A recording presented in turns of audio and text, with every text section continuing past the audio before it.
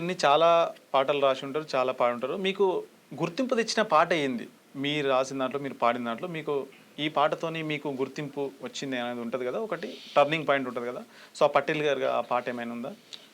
ఇది స్వతంత్ర భారతమా మనువాదపు కుతంత్రమా, కుండలో నీళ్లను దాగే స్వేచ్ఛ లేని స్వతంత్రమా, ఇది చీకటి స్వరాజ్యమా. స్వతంత్ర భారతమా మనువాదపు కుతంత్రమా, కుండలో నీళ్లను దాగే స్వేచ్ఛ లేని స్వతంత్రమా, ఇది చీకటి స్వరాజ్యమా.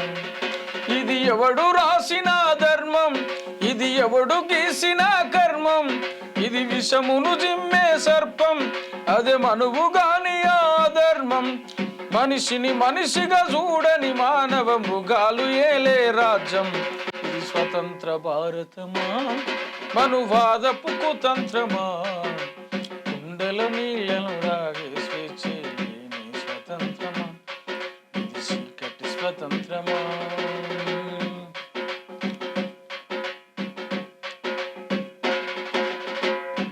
75 స్వతంత్రాన రాజస్థాను రాష్ట్రములోన జరిగింది మహాఘోరం. 9 పసి ప్రాణం దాహం తీర్చుకునుడే దళిత బాలుడు చేసిన నేరమ. స్వతంత్ర భారతమా మనువాదపు కుతంత్రమా, కుండల నీళ్లను దాగే స్వేచ్ఛ లేని స్వతంత్రమా, ఇది చీకటి స్వరాజ్యమా.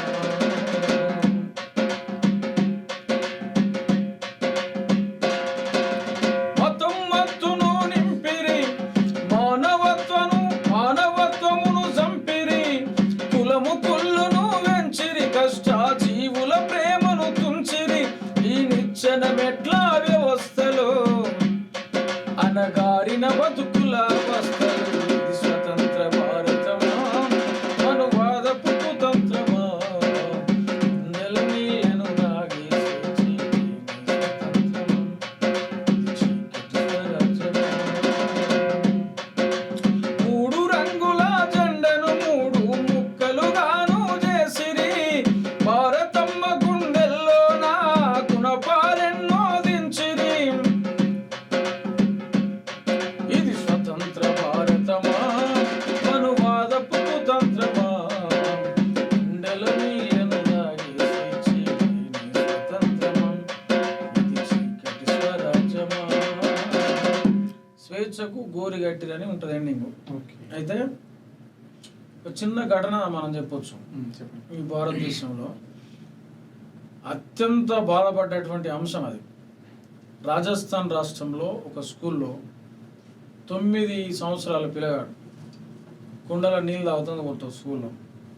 నువ్వు దళితును అని చెప్పి నీళ్ళు తాగినందుకు అక్కడ ఉన్నటువంటి బోధిస్తున్నటువంటి ఆ టీచరు ఆయన కొడితే, హాస్పిటల్లో పడితే ఆయన చనిపోతున్నాడు. ఈ దేశం మొత్తం తెలిసినటువంటి విషయం. సూటిగా క్వశ్చన్ వేస్తున్నాను. ఈ దేశంలో నక్సలిజం గురించి పక్క పెడదాం, ఒకసారి కమ్యూనిజం గురించి పక్క పెడదాం, అన్ని నిజాల గురించి పక్క పెడదాం. కనీసం మానవత్వం లేకుండా 9 ఏళ్ళ పిల్లగానికి కులం తెలియదు, మతం తెలియదు, ఏది తెలియదు, ఏం తెలియదు కదా. ఏం తెలియని పిల్లగాన్ని ఏ రకంగా కొట్టి చంపారు ఈ దేశంలో, ఏం కేసులైనవి. కాబట్టి ఆ ఇష్యూను చూసి నేను రాసిన పాడిన, నేనే స్వయంగా ఖర్చు పెట్టుకొని తీసుకున్నటువంటి పాట ఇది స్వతంత్ర భారతమా మనువాద కుతంత్రమా. ఈ పాటతోటి సమాజంలో కొంత సురేష్ మహాజన్ అంటే ఈ ప్రజా కవి గాయకుడు అన్నట్టుగా ఒక ముద్ర ఏర్పడ్డది. కాబట్టి ఆ పిల్లవాని చావుకు ఈరోజు వరకు కూడా సమాధానం లేదు ఈ దేశంలో.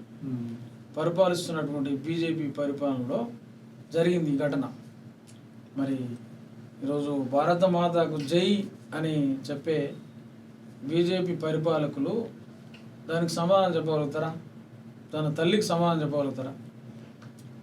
అది మొట్టమొదటి పాట నేను సమాజంలోకి వచ్చింది. సో దానికి మీరు చాలాసార్లు పాడుతారు, మనువాదం అని పాడుతుంటారు. సో దానికి మనువాదానికి సంబంధం ఏంటి?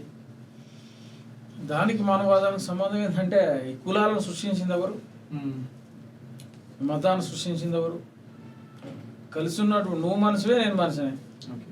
కదా. నీకు 2 కన్నులే నాకు 2 కన్నులే, నీకు 2 చేతులే నాకు 2 చేతులే. ఓకే. కానీ మరి నీకు నాకు కులం ఎట్లా వచ్చింది, నీకు నాకు మతం ఎట్లా వచ్చింది, నీకు నాకు ఈ పేదోడు ఉన్నోడు అని ఎట్లా వచ్చింది? కాబట్టి వాడు కులాన్ని సృష్టించాడు మనువు అనేటోడు. ఆ మనువు అనేట ఆయన కులాన్ని సృష్టించాడు, మతాన్ని సృష్టించాడు. ఎందుకు సృష్టించాడు? ఈ సమాజాన్ని హైజాక్ చేయడం కోసం, ఈ భారతదేశంలో ఉన్నటువంటి ప్రజలందరినీ హైజాక్ చేయడం కోసం సృష్టించాడు. అంటే మేము కూర్చొని బతకాలి. ఎవరు కూర్చొని బతుకుతారు? ఆర్య బ్రాహ్మణులు మాత్రమే కూర్చొని బతుకుతారు. ఓకే.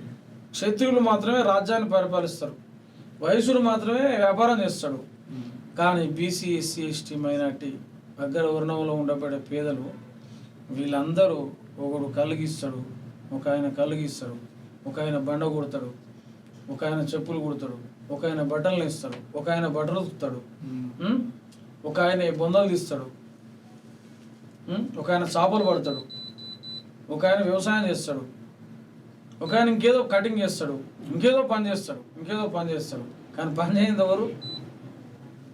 ఆర్య బ్రాహ్మణుడు, క్షత్రియుడు, అదే సమయంలో వైశ్యుడు.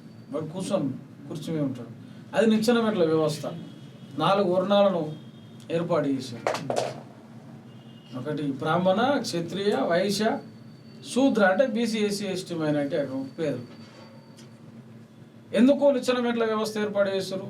వాడు తక్కువ వాడు ఎక్కువ అనేది ఎందుకు చేశారు అంటే వాళ్ళు రాజ్యాన్ని పరిపాలించుకోవడం కోసం, దేశాన్ని శాసించడం కోసం. కాబట్టి ఈ దేశంలో ఉండబడే సమస్యనే మా సమస్యగా భావించి పాట రాస్తున్నాం. సో ఇప్పుడు మీరు చెప్పిన ప్రస్థానం అంతా ఒకప్పుడు అయి ఉండొచ్చు, కానీ ఇప్పుడు పరిస్థితులు మారిపోయినాయి కదా. ఇప్పుడు కూడా ఉన్నది. ప్రొఫెసర్లకు రూమ్ కిరాయిలు ఇయ్యరు. మాది వాళ్ళు అంటే మా వాళ్ళు అంటే ఉందా? ఇంకా పిల్లలు ఇస్తారు ఎవరైనా? మంచం పొత్తుందా? ఉందా? లేదు కదా.